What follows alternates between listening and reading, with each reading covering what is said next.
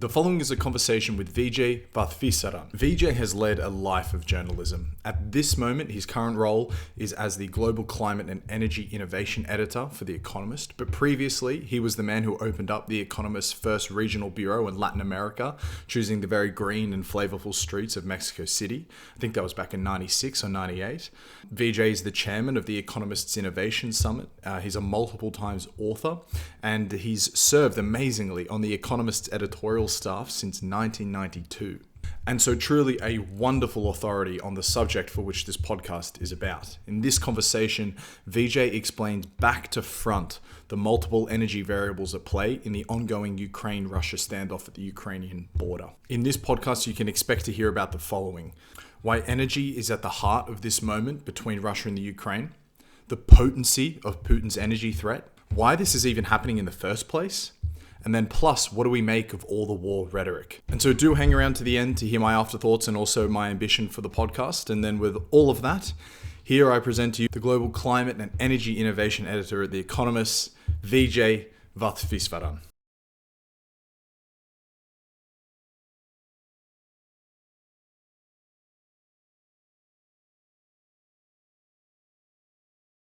Well, good afternoon, Vijay. Thank you so much for joining me. Great to be with you. Off the top, can you please explain the role both gas and energy play in what is happening now between Russia and the Ukraine? Well, this is really right at the heart of some of the uncertainty that's shaking world commodity markets at the moment. The basic fact that's worth rolling one's mind around is Russia supplies about a third of the gas that Europe uses. This is supplied by pipeline through typically very long-standing relationships. And this had generally been seen as a reliable source of energy for Europe. In some countries in Europe, that percentage is much, much higher than one-third. The Baltic states, for example, in Germany, for example, it's a much higher share of their total gas consumption. But even going back to the Soviet days, Moscow never cut off the gas supply to Europe in a significant way. It was seen as one of the areas where business would prevail. And people who are energy experts said, look, piped gas is actually something that binds people together in interdependence. And the reason is that the seller of gas can't sell it to anybody else. Unlike with a different kind of gas called liquefied natural gas, or LNG, that can be put on a ship at very cold temperatures and shipped all over the world. That's a fungible global commodity. You can find other customers. If you build a pipeline at great expense and connect it to a big customer, the seller needs the customer as much as the customer needs a seller, or else that gas is gone. You can't monetize it, right? You lose the customer, you lose the money. And so this used to be seen as an important kind of trust-building exercise and interdependence. And even at the height of the Cold War, the Soviets never cut off the gas to Germany. But here's what's different. We know that Vladimir Putin has a lot of, let's say, frustrations with how Europe is behaving at the moment. And it's not just to do with Ukraine. There are bigger questions to do with NATO expansion, as well as specific beefs he has about how Europe is handling its energy markets. Europe is trying very aggressively to get off of gas, which he doesn't like, in part to deal with climate change, to build up on renewables. So they have been trying to de-emphasize natural gas. And also they've moved off of long-term gas contracts that Russia likes, that most gas sellers want their customers to sign 20-year contracts so that it gives them some security of supply. The European Commission decided a decade ago that they were going to get away from this because this gave too much power to, in this case, Gazprom, the Russian gas exporter. And they did a series of policies that busted the market power of Gazprom, shifting from these long-term contracts to spot contracts. So prices would vary over time. The piped gas would have to compete with the gas that was coming in through so-called LNG or by ship. And people who bought the gas would have the right to sell to third parties. That used to be banned by Gazprom. And so the European Commission busted up that sort of monopolistic action. All these things have made Vladimir Putin very annoyed because he sees this as undermining and disrespecting Russia's position and Gazprom's position. And so now there is a real prospect that he might cut off the gas to Europe. That's the reason it's concerning. And there's one other factor I would say, and that is he can afford it. Unlike the Soviets, who were basically bankrupt. They had a rickety economy and they relied on the hard currency that used to come from selling gas to the West for dollars. He has $600 billion in the central bank in terms of reserves. So Russia has a lot of money. A disruption of, say, 3 months, interrupting sales of gas to Europe, cutting off all the gas, would only lose him about $20 billion or so in lost sales at current prices. And so he can easily afford that hit in the short term. Now, in the long term, he would be seen as an unreliable partner, and so we can talk about long-term consequences. But in the short term, Russia can afford to be a bad boy, to use the energy weapon, and the question then becomes, how would Europe suffer? How would it affect Europe? How could Europe respond? But this is a prospect that commodity markets are considering as a very serious threat, and we're seeing prices ripple through, not only in gas but also oil, which is related and linked, and other kinds of commodities that Russia has a big role in. You said some countries rely on it more than others. This is taken from your article in The Economist, the graph. Austria, Finland, Lithuania, as a percentage of their total energy, 100% comes from this natural gas import from Russia. Germany, 60%. Slovakia, 85%. Hungary, 75%, 80%. It's extremely fragile to this type of disruption. What are the consequences if he did, say, actually cut off the gas and it wasn't just a bluff? So you're quite right. I did run some numbers with the story that I just did for The Economist. And just to be super clear, the figures that you're citing are of the gas that these countries use. What proportion of it comes from Russia? And you're quite right. For example, in the case of Lithuania, it's 100% of the gas they use is Russian gas. But if you ask what proportion of their energy comes from gas, as opposed to nuclear or renewables or coal or anything else, in the case of Lithuania, only 11% of their energy use comes from gas. And so, obviously, you don't want to lose 11% of your energy overnight. That's a terrible problem. But it's not like you're losing 100% of your energy. So just to clarify and calibrate. No, I misread that. Yeah, thank you. No. That's no. It's important to drill into this. No pun intended, because there's actually a surprise. I went into this story thinking the lights are going to go off, Granny's going to freeze. Putin really has Europe in a terrible position, and he'll get whatever he wants. But as I spent quite a lot of time with the energy experts, the market analysts, and looking into the data, what I discovered was actually Europe is in a much better place today than it was in 2009. Now, I picked 2009 because that was one of the last big standoffs between Russia and Ukraine, when Putin did, in fact, cut off the gas for a short amount of time. And it was over haggling with Ukraine over transit fees, where he claimed that they were stealing some of the gas that goes through Ukraine to get to Europe and so on. But he did use the energy weapon. He shut off the gas for some period of time. And so we know he's capable of it. He's willing to do it in a way the Soviets weren't. And since that time, what the European Commission and the different countries in Europe have done is, at that time, Europe had virtually no capacity to take liquid gas, that is liquefied natural gas, LNG. That technology has taken off, and they've built a lot of facilities to take in gas from anywhere in the world. Qatar is a big producer. Australia is a producer and exporter. The U.S. is now the number one producer and exporter of liquefied natural gas in the world. And these cargoes are on the high seas, headed increasingly to Europe because of that decision. So that provides an alternative. And that can be increased over time. And already, in response to the European price crisis, because prices have gone up on the spot market, the Chinese are dumping cargoes, sending them towards Europe. Dozens of cargoes is the report from the markets, because they can get a higher price for them.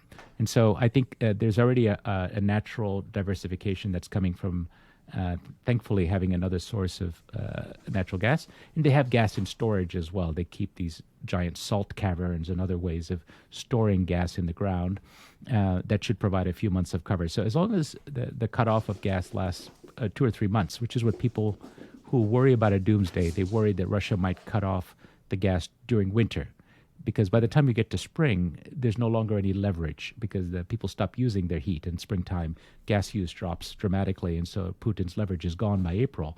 So if there were to be a cutoff, it would last a few months. They have enough resilience in the European energy system now, and a web of interconnected pipelines, so that if Germany were to suffer, or Lithuania, there are ways to get gas to it from other neighbors that didn't exist 15 years ago, because now they have a very dense web of pipelines and interconnectors that can send gas in multiple directions. Even the Ukraine, if you look at Ukrainian gas consumption, because they know Russia is an unreliable supplier, they actually get all of the gas that they use in Ukraine from the west, that is through pipelines that come from countries that are to its west, even though they supply gas as a transit country from Russia to Europe, taking a fee for it. They don't rely on that gas because Putin may cut that off. And so there are ways that technology and grid investments and competition policy have weakened the power of Gazprom. So Europe's in a better place. Now, would it still be painful? Yes. And would it be a massive price shock? Absolutely. Europe is going to spend over $1 trillion on energy this year. That's even before a war is going to happen.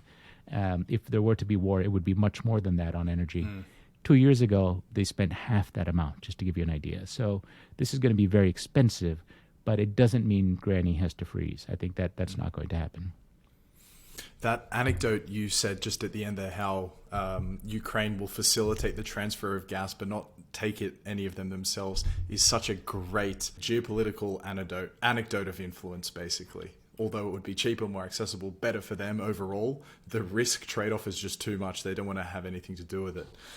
If Europe is resistant to the potential trigger of the energy weapon, Putin does turn off the tap. If Europe is resistant to that potentiality, doesn't that make the energy threat doesn't that reduce the threat of using the energy weapon and therefore make it more likely that Putin wouldn't actually go through with it? I think that the reasoned bet is that Putin will not carry out the energy threat to its completion, meaning that is really cutting off all the gas for months at a time. Now, not everybody in the markets either understands this or wants to believe this, and also people take bets, right? There are outlier bets. If it happens, the risks are so asymmetric. That is, if he doesn't do it, one trader put it to me this way: if there is no war and peace breaks out, the oil price will drop from around $90 a barrel to maybe 85. Dog didn't bark, no news, things just calm down a little bit. But if it does happen, the oil prices will go to 120 or maybe even 150. So suddenly you get the dogs of war interested and the people who want to get in on the market and see a certain outcome because they could profit from it, or they need to hedge against massive it. Asymmetry. They need to protect themselves against it. That becomes much more interesting than the more boring outcome that he probably doesn't do it, which I think is still probabilistically most likely. What may well happen is something in between. That is, he's been doing this already. He's been turning down the flow of gas across the multiple pipelines that come to Europe quite strongly. And so he, in a sense, he's been reducing the Russian energy supply to Europe over the last couple of years, and including in the last few months, and it's particularly through Ukraine, but as well through some of the other pipelines. And it has been offset by a big increase in liquefied natural gas, LNG. That's how Europe's been managing in the last few months. But it did help prompt a massive crunch in October, November. We saw a huge energy shock in Europe, and prices went through the roof. A number of British energy companies, suppliers went bankrupt. They had to shut down aluminum smelters and heavy industrial use in parts of Europe, you'll know. And so we've already had a price shock that was slightly mischievously and maybe opportunistically taken advantage of by Gazprom. Now the concern is, will he take it to the next level? Will he squeeze further? Even if he doesn't cut off all the supplies, he could certainly push prices higher. And nudge, nudge, wink, wink, higher prices for oil and gas would actually profit Gazprom handsomely. And so it's actually a financial play that ends up profiting him in the short term.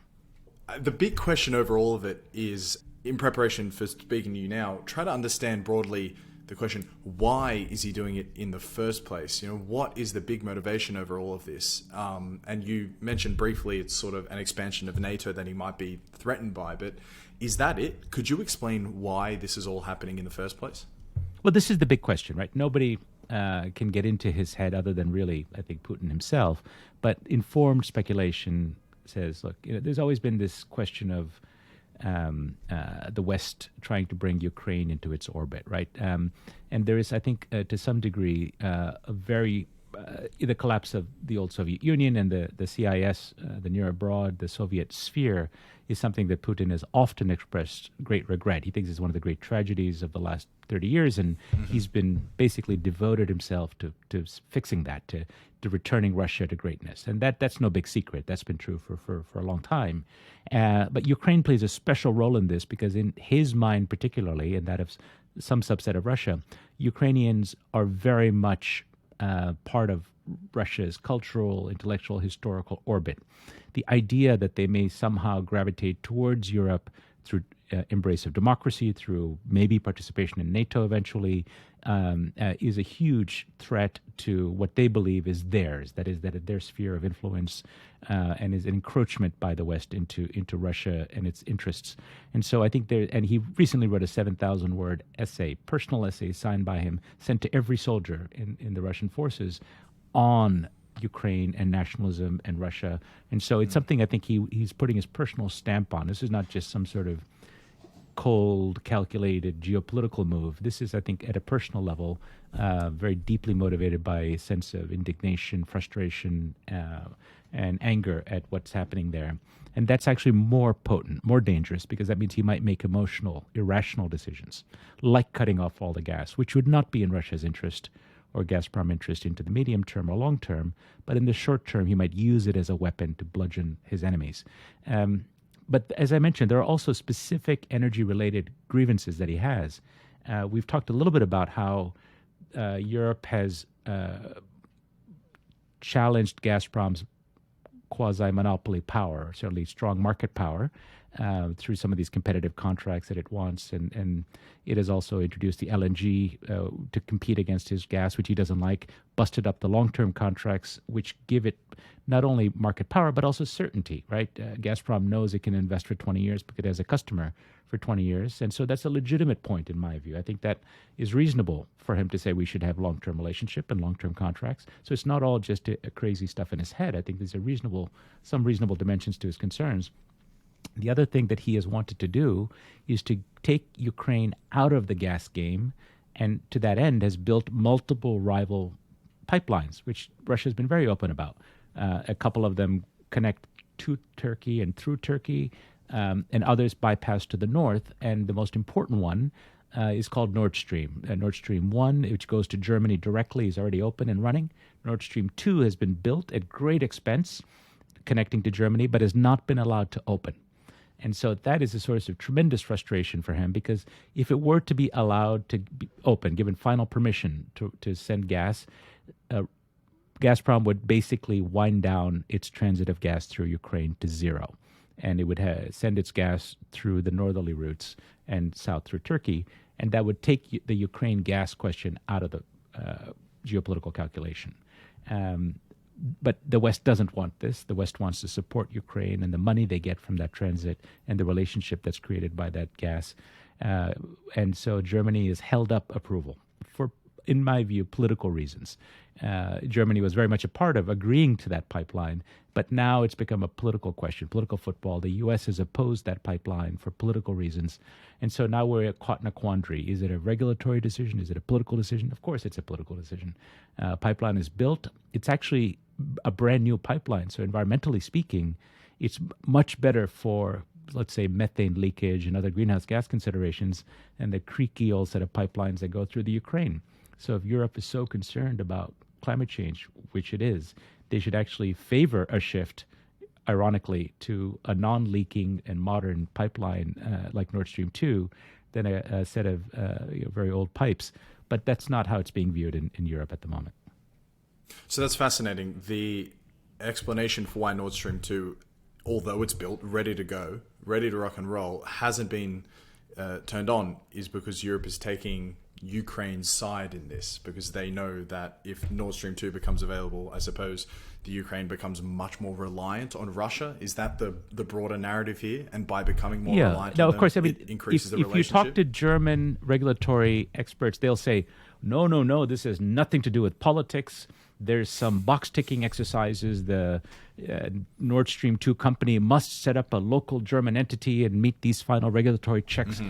You know, I call BS on that. I mean, yes, there are some technicalities that have to be done, but in fact, this is a grand geopolitical decision. The Biden administration is weighing in on whether a pipeline should connect Russia or Germany. Well, what business do they have? It's as if Russia would have an opinion on whether the U.S. and Mexico should have an electricity power connector. It's to me, it's clearly a political issue, and the worry is that somehow this will, first of all, make Germany more dependent on Russian gas, which it would by definition. It's a connector between Russia and Germany, but also that if we're to give the chance to shut down those Ukrainian pipelines, it would undermine an important revenue stream for the Ukrainian government, which Europe doesn't want. Europe wants to be seen to be supporting Ukraine.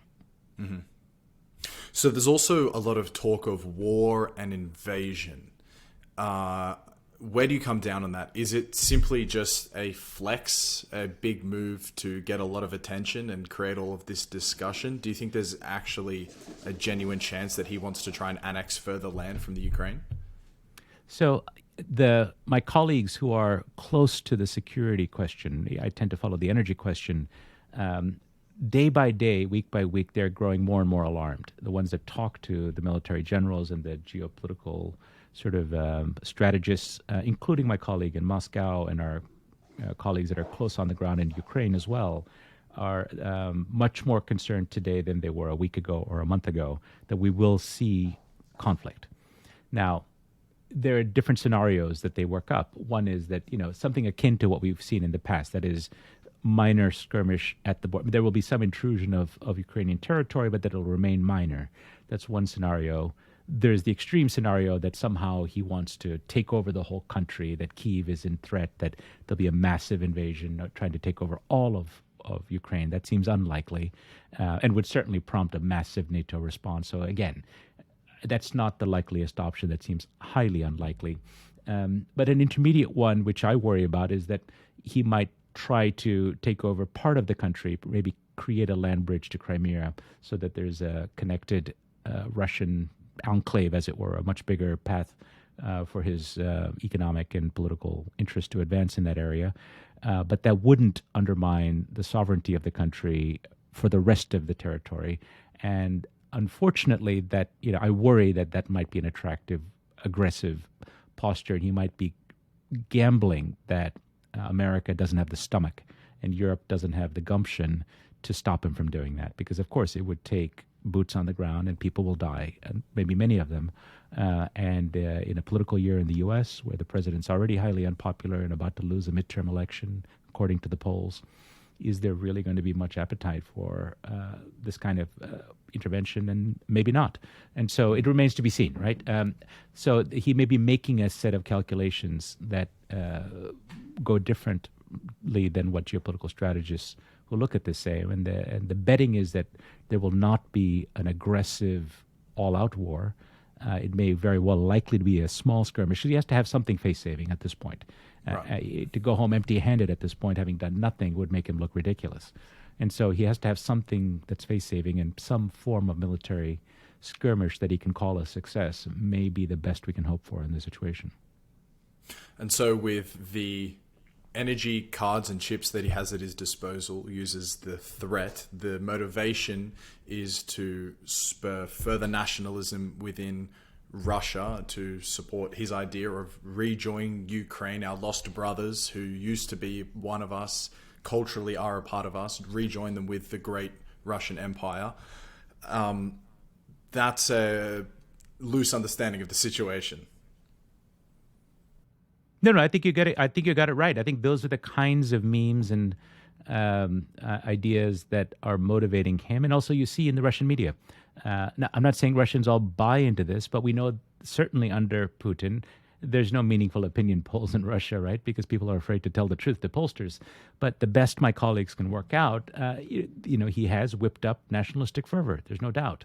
And certainly lots of Russians are happy not to be seen as weak and defenseless, but rather to be part of great Russia rising again, right? That we can understand that. Xi Jinping is using the same kind of rhetoric as many dictators and autocrats do to whip up national frenzy, right? They try to whip up notions of national greatness. They use and invoke ideas of national grievance, either true or imagined, of travesties by foreigners intruding on their national dignity and so on. These are well-known tactics by thugs and dictators around the world. Putin is deploying them effectively. He's a clever autocrat, and he's been very successful in power, right? So I think that's part of what's going on for sure. He's pandering for his home base or helping shore up his own strength. But I do think there's more to it than that, and there's reason to think that this is, it cuts very deeply to what he believes in and his how he wants to use his power for,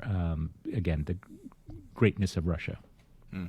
On the theme of sort of whipping up nationalism, in one of the most dope-fueled Olympic Games ever in Sochi, where Russia swept it, from that very feverish temperature of nationalism, they then annexed Crimea, right? So, but in this situation, his aggression is whipping up the nationalism, or has something preceded this to get Russia on his side, or the Russian people on his side, or the national mood on his side to then justify what he's doing now?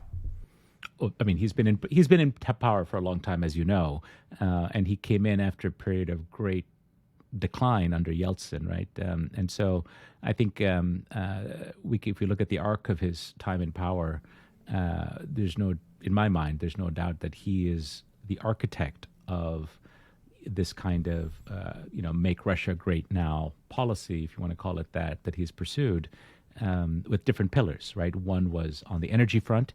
He made Russia as an oil superpower, oil and gas superpower. We forget that even though Gazprom is known for selling natural gas and it has power over Europe in the natural gas realm, most of its revenue and most of Russia's revenue comes from oil.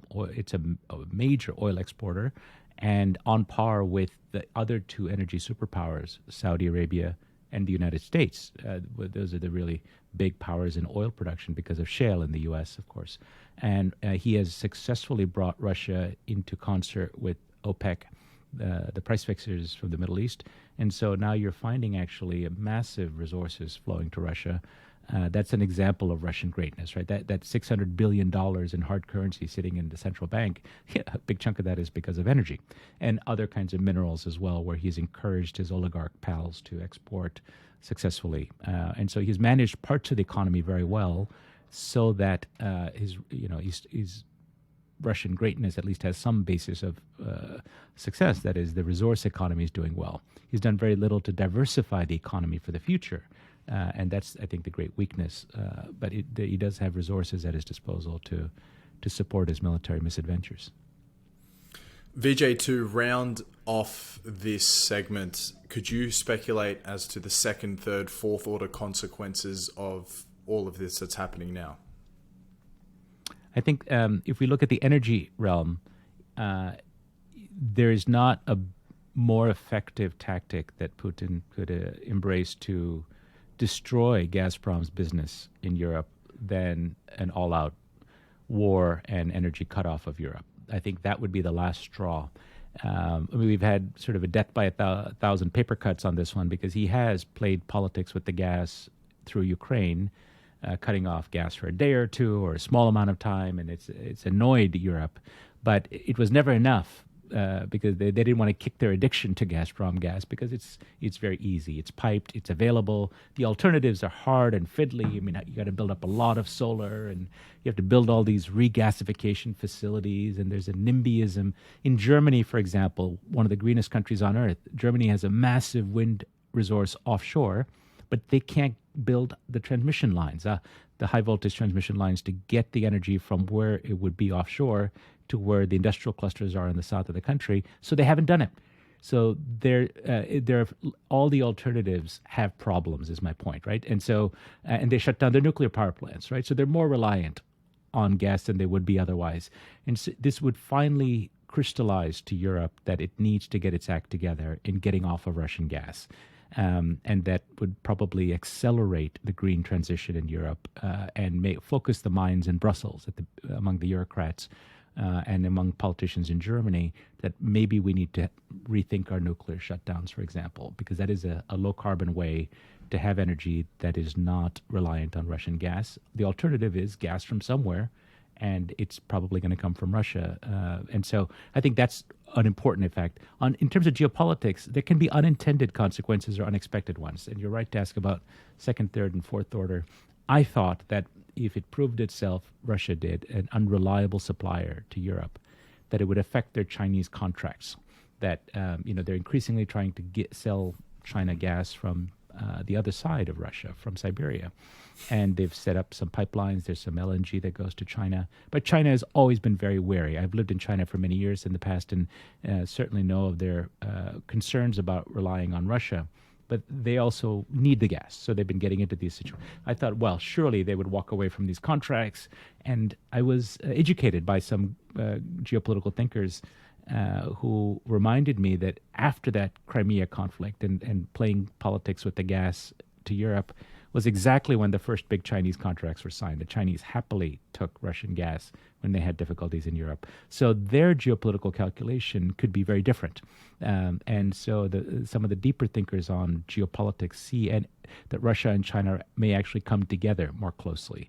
The further apart Russia drifts from Europe, their natural alliance may actually work in their interest because both countries, the leadership of both countries, do see demons everywhere, that the West is out to get them, that in the case of Europe, they're out to get Russia. Certainly China feels it with America and the West. And so you may very well see an alliance between a massive energy and resource provider and a massive energy resource consumer getting closer together. And that would be an alliance that would be quite problematic for the West. Mm. Just very quickly, when you talk about deep and the best geopolitical thinkers, what names come to your head? One example, Daniel Yergin, who's written a Pulitzer Prize-winning set of books, but he's a great energy geopolitical thinker, and Thane Gustafsson, who's a professor at Georgetown University, but also a deep thinker on energy, geopolitics, Europe, Russia. People like that. The more and more as I've dug into this question, and of course talked to my old Chinese sources as well, there continues to be distrust between China and Russia, but there's also some cold hard calculations that they trust America even less. And so in this increasingly sort of hostile time between the two countries, now bear in mind China actually has got lots of gas contracts with American LNG suppliers. So they're keeping their options open, right? So China is buying from everybody. But the idea of somehow Russia being treated as a pariah because it cuts off Europe is not how the Chinese see it. They see it as a localized problem having to do with a problematic customer. And their relationship with Russia is inured or buffered from that particular European problem. Does China have gas pipelines running into their country, or is this all the other type of gas that can be liquefied and then shipped? Interestingly, China has both kinds of relationships. In the north, supplying the provinces closer to the border, piped gas, it makes economic sense to send piped gas only for a certain distance. And you have that. But to supply the south in dynamic industrial parts of the country, you have liquefied natural gas coming by boat. And so you're going to have the interesting prospect of Russian gas coming from the south and piped gas from Russia in the north, perhaps even competing with each other, which would be an interesting prospect. Well, Vijay, absolutely fascinating. I am very grateful and thrilled that you decided to give me some of your time. And really, what an honor it is. I have a huge amount of long admiration for The Economist. Ever since I was in university, it was heavily romanticized as the place to be, where the smart people are, all this sort of stuff. So it's really cool to get to talk to you. So thanks, mate. Brian, it's a great pleasure. Thanks for having me. Wow, I think you'll agree with me. That was amazing. I admit that was about the most nervous I've been for a podcast in recent memory. Much like Tim Marshall, Dan McDougall, Tim Butcher, and some of the other journalists that have appeared on this podcast, Vijay speaks in this beautifully understated but elegant, finished prose.